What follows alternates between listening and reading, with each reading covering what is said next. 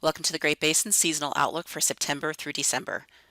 Over the last 30 days, we've seen cooler than normal temperatures, especially over the eastern two-thirds of the Great Basin, along with much wetter weather associated with several surges of monsoon moisture.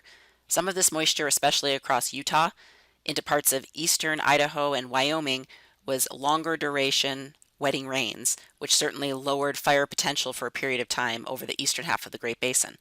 However, warmer and drier conditions continued along the Sierra Front into western Nevada, and also over the last 30 days in many areas of parts of the Arizona Strip into southern Nevada. Looking at the precipitation since the beginning of the water year, last October 1st, 2020, and you can see even the well above normal precipitation we saw over the last month did not really make much of a dent in our overall precipitation over the last year. We did see some areas of Utah that have returned to near normal, but most areas are still between about the 70th and 90th percentile for precipitation over the water year across Utah, and even over some of the wetter areas of northwest Nevada that did see precipitation earlier in the year in the winter. Also over parts of western and eastern Idaho into Wyoming, again, the precipitation we have seen was enough to bring precipitation above the 80th percentile, but for the most part still below normal precipitation across the Great Basin. Currently, we don't have any problem fires within the Great Basin. However, still plenty of large fires which do have some impacts for the Great Basin over Northern California, up into the Pacific Northwest, and even Northern Rockies. We are getting quite a bit of smoke downwind of the fires, especially in California. Really from the Dixie and from the Caldor fire in California, we're seeing significant smoke impacts continuing over the northern half of Nevada and at times up into southern Idaho and northern Utah. These impacts will continue, certainly going into September until these fires are no longer an issue, but we are expecting air quality and smoke impacts over the northern half of the Great Basin still for the coming weeks.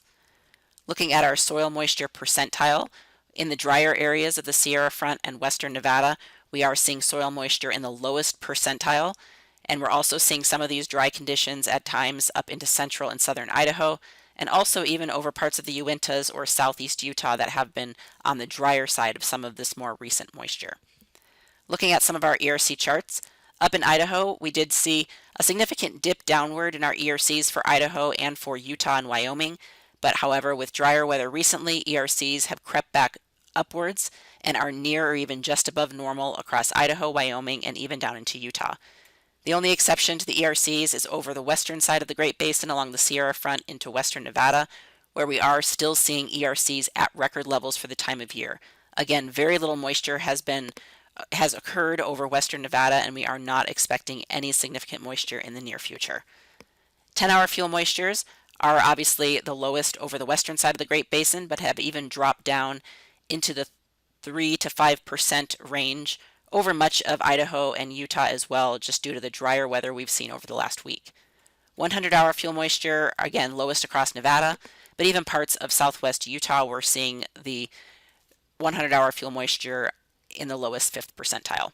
And 1,000-hour fuel moisture, again, in areas that have seen more prolonged drying conditions over western Nevada is where we are seeing those lowest 1,000-hour fuel moistures.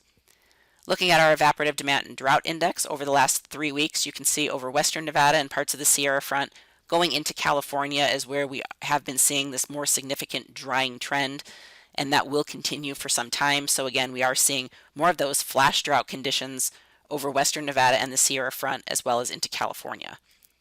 Looking at our longer term drought monitor and outlook, you can see still across Utah into the southern and western half of Nevada, we are seeing extreme to exceptional drought. We have seen some improvement in parts of Utah, but again, we're still seeing pretty much severe to extreme drought in all areas of Utah despite the recent moisture. So the moisture we have seen has been nowhere near what we need to really alleviate the deficit in precipitation we've been seeing over the last couple of years.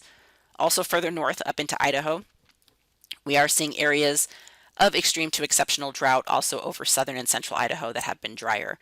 We are not expecting any improvement to the drought anytime soon, even with some precipitation coming in throughout the month of September over the eastern half of the Great Basin. Again, the amounts just won't be anywhere near what we need to really alleviate the drought. So going forward, just looking at El Nino and La Nina, we have been kind of in neutral conditions, but we are expecting a dip downward towards La Nina as we go into the winter months. So again, with La Nina possibly resurfacing, we could see the wetter conditions return to parts of the northern areas of the Great Basin, especially Idaho and Wyoming, as we go into the winter months, and again, that drier trend over the southern half of the Great Basin. So looking at the 8 to 14 day outlook, taking us through the first and into the second week of September, showing warmer conditions continuing across much of the Great Basin, and we are looking for drier conditions, possibly on the western and northern side of the basin throughout September. We will see periods of moisture, still some remaining monsoon moisture, pushing its way up into parts of southern areas of the Great Basin, affecting parts of Utah as well, along with possibly central and eastern Nevada. But for the most part, the wetter conditions will remain in the south and eastern portion of the basin, with still dry conditions in the north and west. Looking at the overall month of September, again, generally warm and dry conditions, especially on the northern and western side of the Great Basin. And then going into the October to December time period, again, more as La Nina starts to redevelop potentially over, we will see again those wetter conditions possibly moving into the northwest, northern sides of the Great Basin, with the drier and warmer signature moving into the southern half of the Great Basin, once again going into the winter months. So this is not good news, certainly for our early season snowpack over the southern half of the Great Basin, similar to what we saw last year, where most of the storms were really targeted for the northern areas of the basin. So putting everything together, we will continue with our above normal fire potential throughout September for especially the mid to higher elevations of the Sierra Front, where the 100 and 1,000-hour fuels and pinyon juniper are the driest, and also up into parts of southern, western, and central Idaho. Again, more on that drier side of the Great Basin that has not seen as prolonged moisture as areas further east.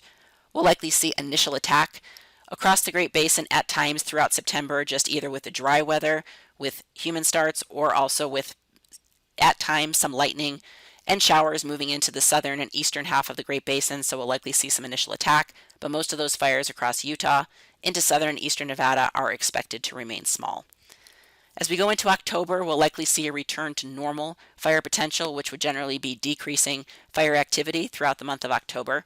The only areas that could be a concern will be parts of the Sierra Front, possibly up into Idaho. Again, similar to where we see our above normal fire potential for September, we could see some of those areas still become a problem throughout October, especially if conditions remain dry. And that will be likely what could occur along the western side of the Great Basin. And also throughout September and October, that's typically when we start getting our cold fronts dropping down, giving us windy and dry conditions. We don't really have much of a grass crop this year across much of the Great Basin due to winter snowpack and really a poor green up due to the drought conditions.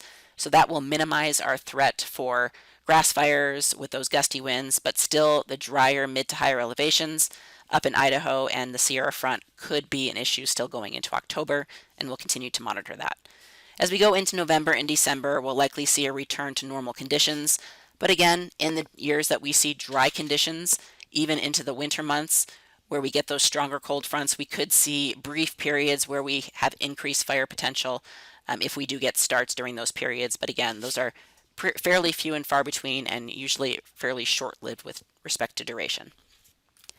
So that concludes our monthly seasonal outlook for this month. Check back next month for the latest updates.